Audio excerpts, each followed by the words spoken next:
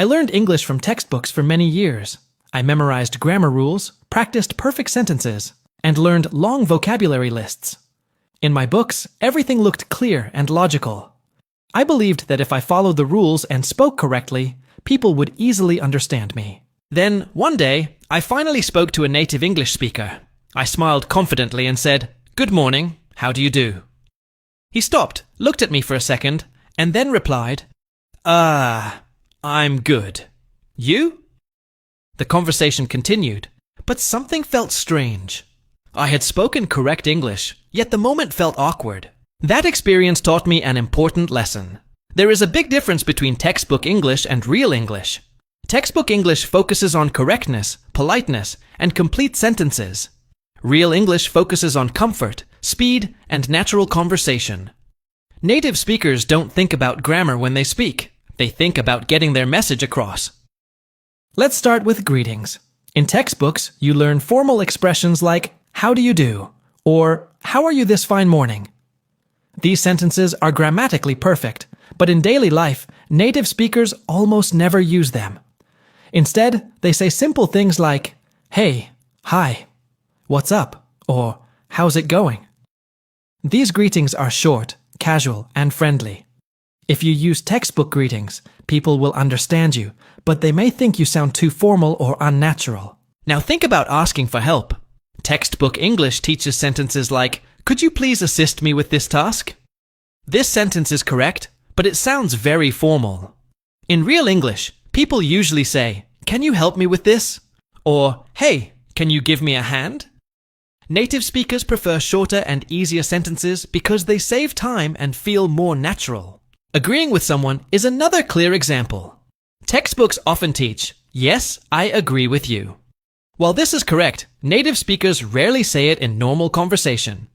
Instead, they say, "Exactly," "Yeah, totally," or "For sure."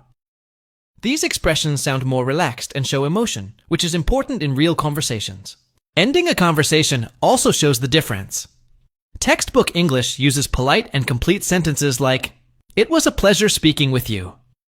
In real life, people usually say, "All right, see you," "Talk to you later," or "I gotta go." Sometimes they even leave in the middle of a sentence. This doesn't mean they are rude. It's just how real conversations work. Another thing textbooks don't prepare you for is incomplete sentences. Native speakers often don't speak in full sentences at all. Instead of saying, "I do not understand what you are saying," they say, "I don't get it." "Huh?"